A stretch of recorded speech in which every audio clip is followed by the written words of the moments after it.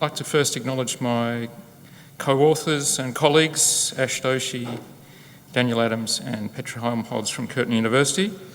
And at Curtin University, which is in Perth in Western Australia, the bottom left-hand corner of Australia, I manage a facility called the HIVE, which is the Hub for Immersive Visualisation and eResearch.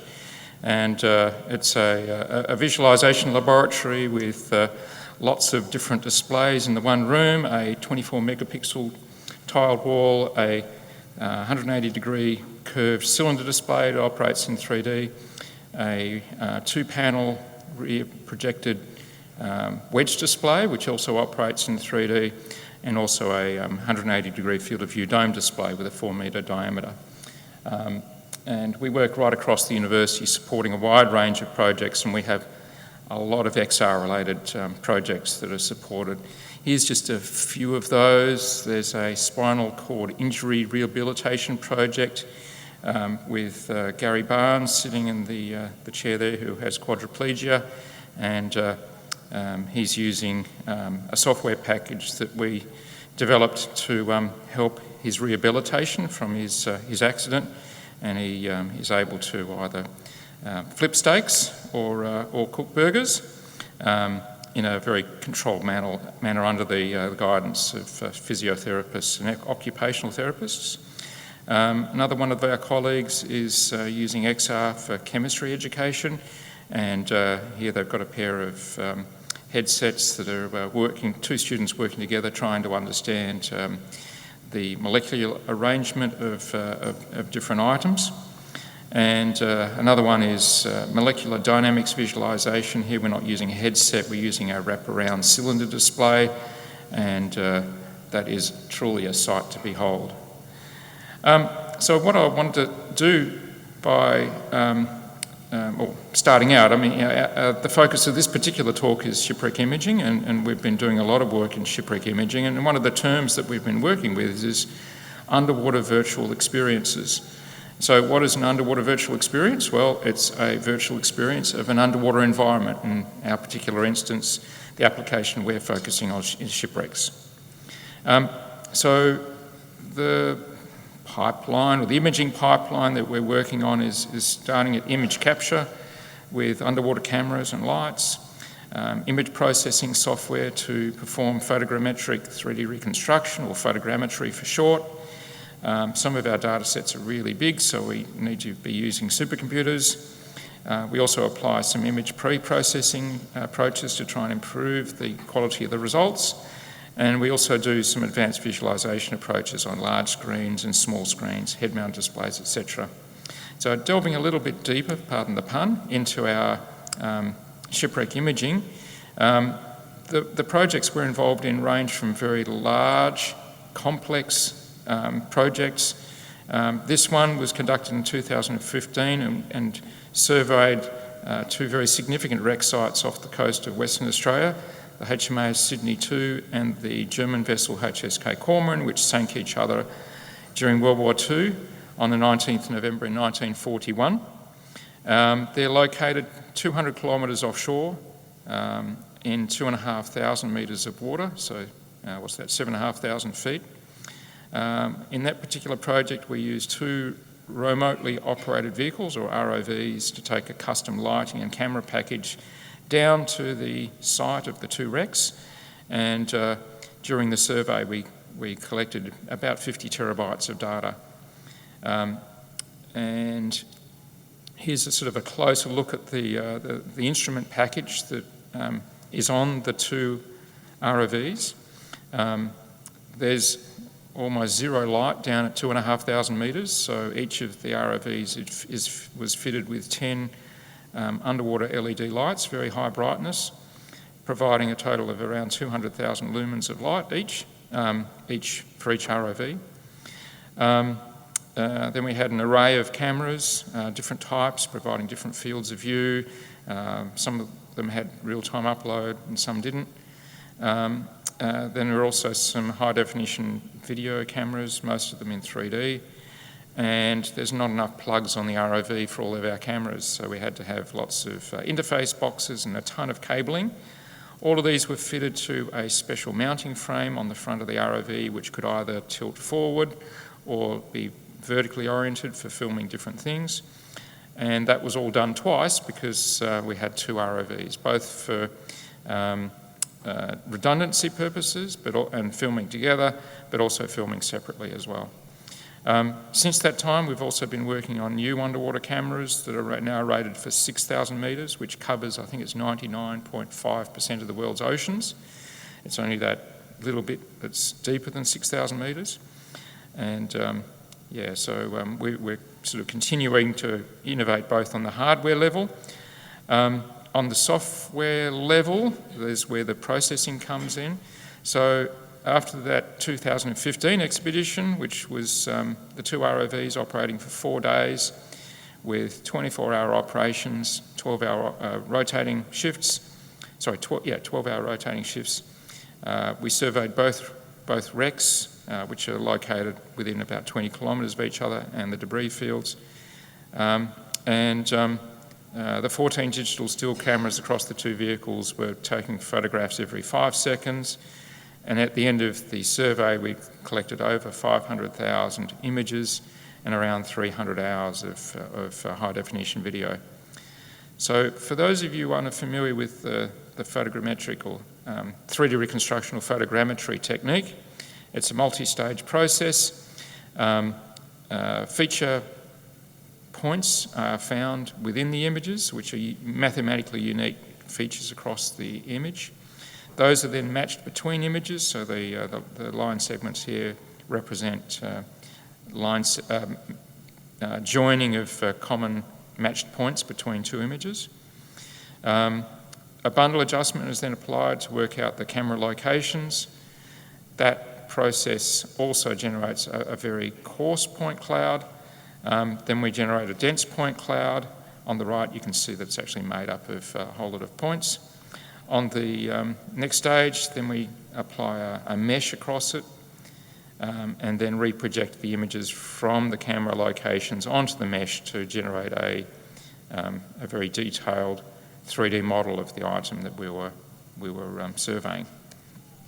All right, so here's a video example of that process showing the various stages. Here's the point cloud, here's the mesh,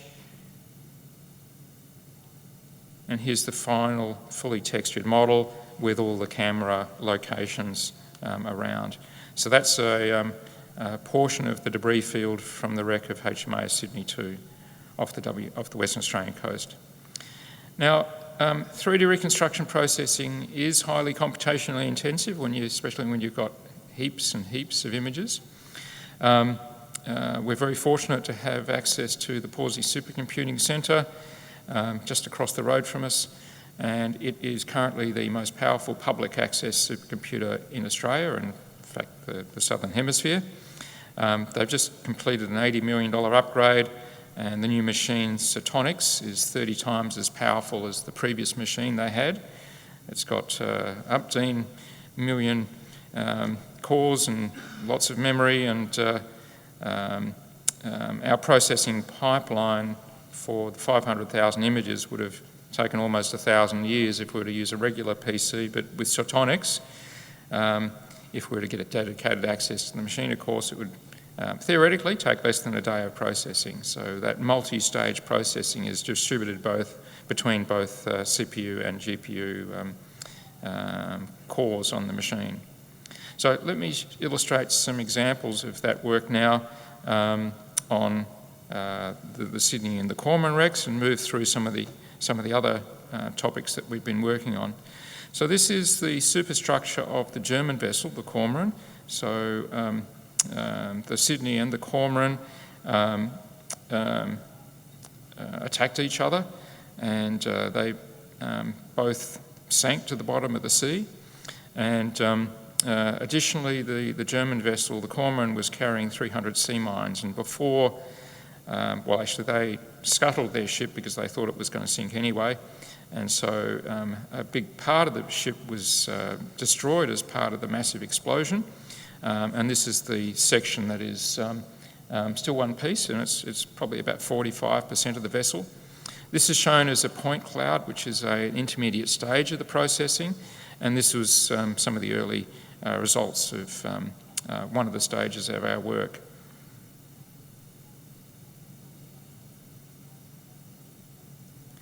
So that work then evolves into rendering a fully textured mesh, and this is part of the wreckage of the Cormoran vessel again. This is actually the section of hull that sits immediately underneath the engine room, and we can actually see the engines bolted to this hull piece. So this is upside down. There's the engine there, and there's a line drawing illustrating what part of the vessel that is. And as the camera flies around here, and this is all reconstructed. This is not the footage from the actual dive. This is reconstructed from the footage. It's a very complex and structured 3D model, really very interesting, and it raises all sorts of questions about the dynamics of the event, and it provides a very good tool for both the maritime archaeologists working with us from the two major maritime museums in Australia, West Australian Museum and the Australian National Maritime Museum. And in the future, it's a very rich experience for audiences who will be learning about the stories of these two wrecks. All right, so another one of the vessels that we've been working on is the wreck of HMAS AE1, which was Australia's first submarine that was lost in World War I in 1914 off the coast of Papua New Guinea. This particular animation sort of, again, goes between the point cloud to the fully rendered model. For all intents and purposes, this is what it looks like when you're actually down there. And I'm just sort of fading between the different modes, the point cloud and the fully textured mesh, and now you can see the mesh illustrated there, just to show that this particular version is not just a regular video of the actual wreck itself. All right, so once we get these 3D models, please ignore my interesting spelling there of advanced. We've got a range of ways of visualising this data and presenting it to audiences. So again, this is our cylinder display in the Hive at Curtin University. We can wear 3D glasses to view this, and it's a really good way of taking a large audience through a particular scene. And here we've got several sections of the wreckage of this particular site arranged as we can fly through that interactively. Of course, this same material can also be viewed in a VR or AR headset. And we can also do 3D printing, and I'll have some of those materials available during the demo session tonight in Regency. We're also working on techniques of image processing to try and improve the quality of the resultant 3D models. So here's the wreck of the Bonnie Dundee. It was built in 1877 in Scotland and lost off the coast of Sydney in 1879, and it was a steamship, and you can see where are we? The boiler is over here, and the twin piston engine is just over here, and it's very common for underwater photography to have a greeny bluey cast because red light gets absorbed very quickly and filtered out, and leaving just the blues and the greens. It also tends to be quite cloudy sometimes. You lose dynamic range very quickly, so your blacks turn into greys. And so here's this same angle. Well, that's interesting, it's disappeared. Oh well, I'll use this example here. Here's just a view from a slightly different angle, and here's the same view now with the image pre-processing applied. The colouring is a lot more natural, and the dynamic range, the blacks are a lot better, and quite honestly, it's a much clearer and better view of the wreck. And if you look very closely, you might even see some little beasties there on the wreck as well. So I'll just give you a little close-up. So here's back to the original footage, and if we switch across to the image pre-processed version, we can see 2 wobbegong sharks on the wreck. And in fact, there is, I think it's 10 or 12 wobbegong sharks across this wreck, and you could even identify the animals from their markings by using this particular view here. All right, let's have a look at another wreck. This is a downed aircraft that was lost during World War II in 1943. This was an American B-17 bomber that was operated by the Americans, and it was on a bombing mission from Port Moresby to a natural harbour called Rabaul. It dropped its bombs in Rabaul and was flying back, and it hit very bad weather, and it ditched in the ocean, and all 10 crew survived the crash landing. And it's been sitting on the seafloor all these years, and it's in immaculate condition.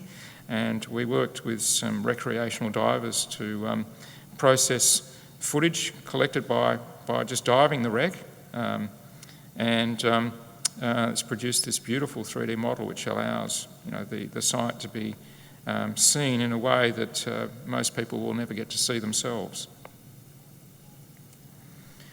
Another wreck is the SS Duckenfield. This was also lost off the coast of Sydney.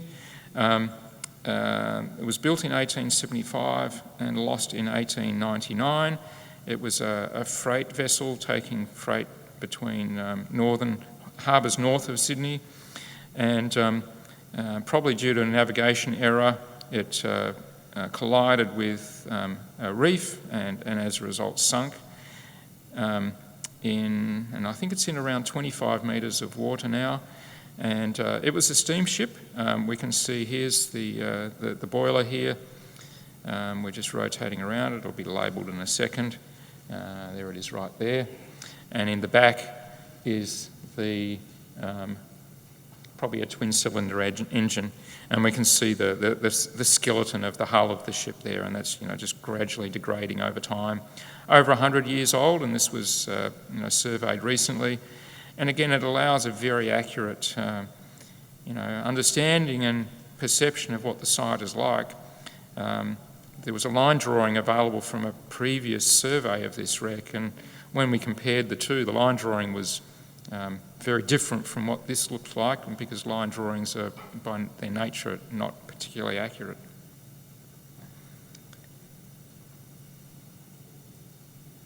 And during the demonstration session just before lunch today, hopefully you got to see this particular demo using the MetaQuest 3 headset.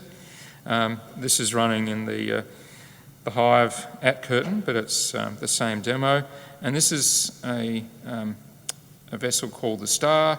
It was a sailing ship that was built in Western Australia and sank in 1880. It was discovered in 1980, or the 1980s, and it was uncovered and photographed using black and white 35mm film photography, and just in the last couple of years we've gained access to that photography and processed to generate the 3D model, which was put in this AR experience here. So the shipwreck is depicted very accurately in 3D, and using the AR video feed-through mode of the MetaQuest 3 headset, we're able to see the environment we're in, which makes it a much safer experience as well. All right, so let's go back to this question again. What is an underwater virtual experience? Well, it's an important visualisation tool. Now that we know more about the topic, it's an important visualisation tool that allows us to tell the story of various shipwreck sites, how the vessel was lost, how was the vessel constructed. You can often see the various layers of a particular vessel, stories of the crew on board and whether they survived or not, what type of work the vessel was involved in before it sank, an examination of the marine life on the site, what is happening to the wreck site now due to corrosion, illegal salvage perhaps, or other factors, and so much more. So underwater virtual experience is an important storytelling tool to connect people with history and heritage. So in conclusion, we've been working on a suite of technologies ranging from image capture solutions, including underwater cameras and lights, to document underwater sites, software to perform photogrammetric 3D reconstruction to create digital 3D models, supercomputing tools to improve the processing speed, image pre-processing steps to improve the quality of the results, and advanced visualisation on large screens and small XR displays, etc. Now, I'd like to acknowledge many of the different groups that have supported this work: Curtin University, of course, Western Australian Museum, the Australian National Maritime Museum, University of Calgary, Australian Government, Australian Research Council, the Pawsey Supercomputing Centre, Dell Technologies Australia, Fujitsu Australia, and also NVIDIA. So, thank you very much.